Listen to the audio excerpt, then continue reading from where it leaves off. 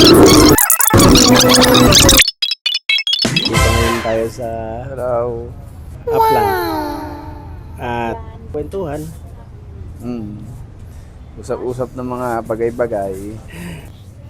Yan na. Dito eh. Yan na, alis dyan. Kabago-bago mo dito eh.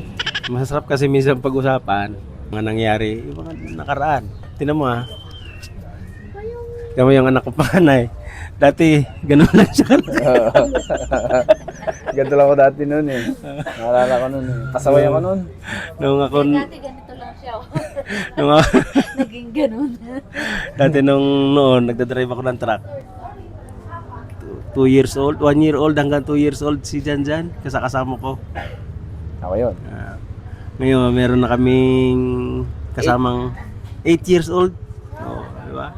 Parang kailan lang, ang bilis lang ng panahon. Sakit ako sa ulo ni Papa dati eh.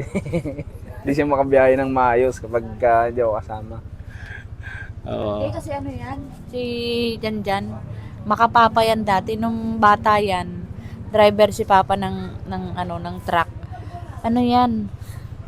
Si Papa sa bintana dumadaan para tumakas. Kasi si Janjan naghahabol. Eh nung lumaki na ako na yung dumadaan sa bintana para tumakas.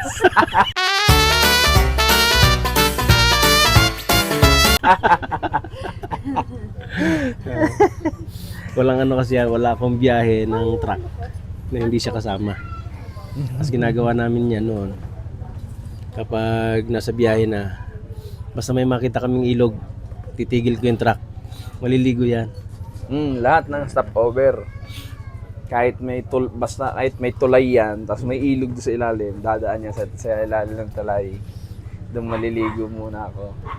Ganun. Ganun. Ganun. Ganun. Naalala ko nga yung pinakauna kong ginawa noon, bike. Di ba? Yung gumawa ako ng bike noon kasi nasira yung kadena niya. Tapos yung ganun. Ano tawag doon ay? Yung ano ng gulong? Rim. Hindi yung rim. Tapalodo. Tapalodo ng gulong. Na-screw ko naman yun, kaso bumalik siya. Nagbayad na siya ng 150 at 200. Naikabit ko yung ano niya eh. Kaso bumalik siya, sira ulit. Hindi na ako nagpakita. Pero ganun pa man, siyempre. Hanggang sa lumipas yung panahon, marami akong natutunan. Bukod dun sa bago pa ako pumasok ng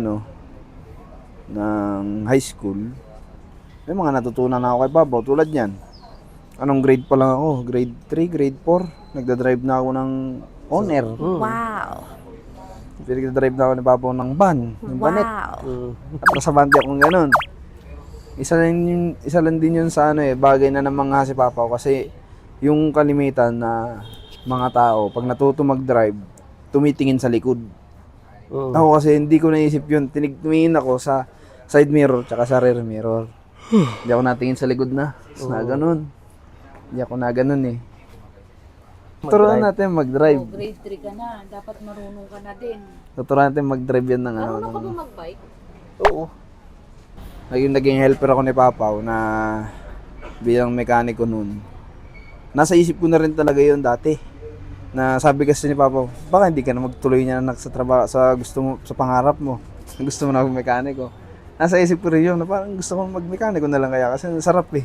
Pasok na yun sa isip ko dati. Siyempre, hindi ko lang din masabi at siyempre nga, may iba't iba rin kayong gusto para sa amin.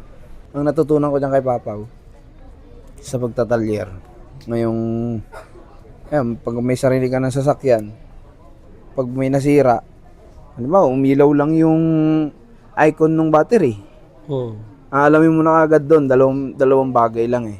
It's either sira na yung battery mo, palitin na, o wala yung hindi nag-magnet yung alternator. Kasi tinuro ni Papa, kuha ka ng yabi eh. Basta any bakal na didikit yung magnet, igaganon mo yan pag pinandar mo. Kasi ibig sabihin nun, hindi nagcha-charge. Yan, yung mga simpleng bagay na ganun, natutunan ko yan kay Papa. Kaya, good Yun thing yung, na yun yung anak yung mga troubleshooting. Lalo medyo luma ang sasakyan. Maraming mga marami kang, lalo't yung luma na hindi na maintain. Pagdating sa mga pagdadrive, halimbawa, biyahe ka sa ganito, malayo, biglang may lalabas na kung ano, yung kailangan mong malaman kung paano i-troubleshoot para hindi ka ma-delay doon sa pupuntahan mo. Hindi pa pupunta tayo ng Aurora. Ang biyahe dyan, kung tutusin, 10 hours. Pag nagplano tayo, 4, 5, 6 hours nandun na tayo. Iba rin kasi tayo magpatakbo eh. Hindi tayo yung hindi tayo yung chill eh. Yung chill kasi natin. Kasi nasanay na kumilos ng Mabagal. Mabagal. Parang mas iniisip natin na pag mas mabilis tayo makapagpahinga doon. Parang sayang yung oras pag nagbagal-bagal tayo. Pag yung ilang oras ang drive mo Pero kaysa kasi tayo. yun, ginagawa naman ng iba, kaya nagmamabagal sila. Pag nakakita sila ng lugar na maganda, tigil. Nakita mo, doon na sila matutulog. Dapat mga ganun Oo naman. nga. ang Ay, gawin sa natin. susunod, experience natin yun.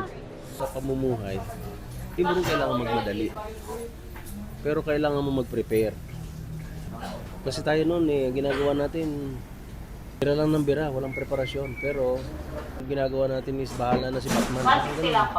Ito paano, na-survive natin lahat yun. Dapat palang gawin nila.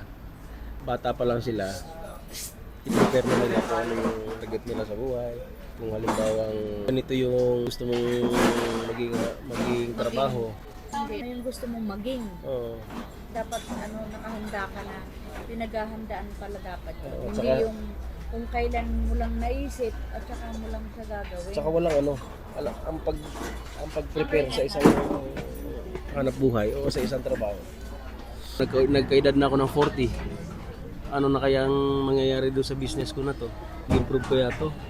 Mahirap kasi yung paasahin mo yung sarili mo. Pero sabi ko sa'yo dati, yung bahay natin na pinapatayo, gusto ko kasi dati, yung pag edad ko ng 40, meron na tayong bahay na mauuwian.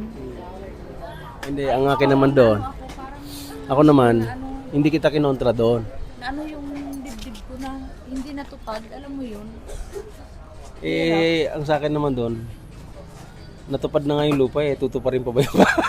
Grabe siya oh. Hindi, ibig ko sabihin, kaya natin hindi tinuloy yun, inuna natin yung hanap buhay. Pag tinuloy natin yun, hindi tayo makapagpatayo para sa hanap buhay. Samantalang pag inuna natin yung pagtatayo ng sa hanap buhay, kaya niyang kitain yun para ipagpatuloy yun sa bahay. Diba? Pero it takes time talaga, hindi siya ganun kabilis. Pero pag yan ay naggano, Pag nag-boom. di ba? Ganun lang yun. Bata pa naman tayo Bata pa, marami na nararamdaman. Think you chose the right career path? Do you have any regrets? Tangina English naman yan. Wala. Ayan wala tayong pinagsisihan dyan. Tinayo nating hanap buhay. Kasi yan yung gusto ko kasi yung araw-araw kong Yung hilig mo kasi. since mahilig nga ako sa sasakyan, araw-araw ko nagkukumpuni ng sasakyan, mas gusto ko yun kaysa mag-office ka na patayo-tayo ka lang, wala kang ginagawa, maghintay ka lang ng sahod mo, may naiambag ka ba doon sa kumpanya pinasukan mo. Dito yung sa totoong buhay, araw-araw na i-apply mo yung kaalaman mo doon sa sa mga car owners, car enthusiast. I-apply mo doon araw-araw yung kaalaman mo sa kanila, may tulong mo sa kanila. Doon ako masaya. Kaya no regrets ako dyan. Pinakamahirap na sitwasyon sa pagpapalaki ng mga bata. Madali magpalaki ng bata. Madali ding pasunurin. Pero meron kasi mga pagkakataon na meron silang gusto pero hindi mo kaagad maibigay.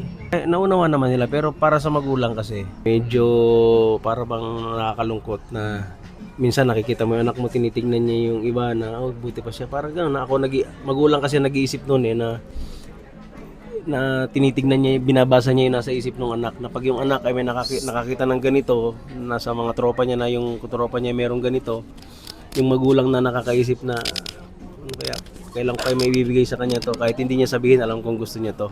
Yun lang yung part na mahirap. Pero siguro sa mga taong pinanganak na may gintong kutsara, naibibigay nila yung kagad. Pero sa atin naman, in real life hindi man natin kaagad na ibibigay, pero unti-unti napoprovide natin. At kahit paano, ang mga anak ko naman, natanggap naman, di ba anak? Natanggap naman. Kasi, base kasi sa sitwasyon ng pamumuhay yun eh. Kung pagpapalaki, napakasimple, napaka lang na paraan, napakasimpleng gawin. Sa akin naman, mas mahirap magpalaki ng magulang. Oh, hindi, mas mahirap talaga magpalaki ng magulang. Laki kayo. Hindi, mahirap naman talaga magpalaki ng anak. Kung sa akin mahirap magpalaki ng anak. Pero kung hindi ka nag-asawa, hindi ka magkakaroon ng anak, wala kang palalakihin. Ginusto mo yan di kahit mahirap, panindigan mo. Tsaka obligasyon ng magulang yon. Palakihin yung anak, pag-aralin yung anak. Sabi ko lahat ng pwede kong i-advise sa kanila kasi nakikita ko na tama rin yung mga ginagawa ng aking mga anak. So, meron din pa nga pagkakamali at mga pagkukulang din yung mga yan. Kaya lang, bilang isang magulang, kailangan mo pa rin i-advise. Pagka nadapa, tulungan, paano bumangon. Hindi yung pag nadapa na, parang ako sa magulang ko. Subsub mo. Nadapa ako Nadapa na, parang gusto pa nila. Yung buhay ng tao, ganun talaga. Ngayon, kung yung suporta mo, iaalis mo sa isang anak mo na nagkaroon ng problema, hindi tama. Kahit naman kailan, lagi kami nakasuporta. Kahit pa may asawa na kayo, nandito pa rin kami. Ang ibang susuporta sa inyo kundi magulang, tandaan nyo yan. Sa inyong tatlo, papasalamat ako sa Diyos kasi kayo yung mga naging anak ko. Di ba may mga ibang anak na lumalaban sa magulang. Mga anak ko naman hindi ganun. Mga anak, tatandaan nyo yan. Dito nasa ganito, ito na, yung ganito, nasa tapos na kayo ng mga college, tapos na kayo ng pag-aaral. Unang-una nyong protektahan ang mga sarili nyo bago ang ibang tao. Correct. Una-una nyong pahalagahan ang mga kapatid nyo bago ang ibang tao. Correct. Una-una nyong pahalagahan ang mga magulang nyo bago ang ibang tao. Kasi walang ibang tutulong sa inyo, walang ibang magtutulungan, kundi yung pamilya natin. Dadating kasi yung point na may mga kanya-kanya na kayong mga hanap buhay, may mga kanya-kanya na kayong buhay. Huwag kayong mag-utangan ng pera, kundi magbigayan kayo ng pera. Tapos na naman ng maghapon natin. Nakapagpahinga na tayo. Nakapag-relax ng konti. Ayun. Thank you sa mga nanonood. Pagpatuloy nyo lang yung pagsuporta sa amin. At salamat. Salamat sa nagtitiwala. At salamat sa suporta nyo. Yun din, pahabol ko lang din doon sa mga nanonood sa amin. Kung may mga pinagdadaanan kayong mga problema, huwag kayong panghinaan ng loob. Yung tipong akala mo, tapusan na ng mundo mo. Hindi, lumabang ka lang ng lumaban. Walang hindi bibigay yung Panginoon sa atin, hindi mo kaya lampasan. Tama. Di ba? Kami, itong vlog namin, siyempre, nagsisimula pa lang kami, kaya pa isa-isang camera. Pero siyempre, sa mga suportan nyo, sa patuloy nyong pagsuporta, pag-share, pag-like, di ba? Pag-subscribe, natutulungan nyo kami. Hindi nyo na alam na natutulungan nyo kami umangat.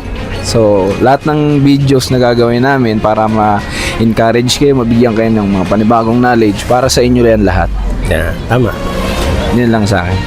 At kami kasi, na-inspired kami dun sa ibang mga gumagawa ng mga ganitong videos na, tingnan mo sila, di ba? Ganyan, ganito na. So, tinry din natin. Kaya, sana, pag may mga counting problema or mga meron kayong mga dinaranas na mga problema sa buhay, huwag lang sumuko. gawin nyo ring inspirasyon yung ibang mga napapanood nyo. Tatagan nyo ang loob nyo, manalig kayo sa Panginoon na baka bukas biglang mag-iba yung ihip ng hangin at yun naman ay papunta na rin sa'yo. Kaya tatandaan lagi, wag na wag kakalimutan manalangin araw-araw at magpasalamat. Meron man o wala, magpasalamat tayo. Totoo yan. Yun lang. At sa mga viewers natin, maraming salamat sa inyo. See you ulit bukas. Umpisa na naman ang aming vlog sa shop, sa aming talyer. So, manood na lang po tayo ulit. And don't forget to like, share, and subscribe. Yun lang. Maraming salamat. Thank you. Bye-bye.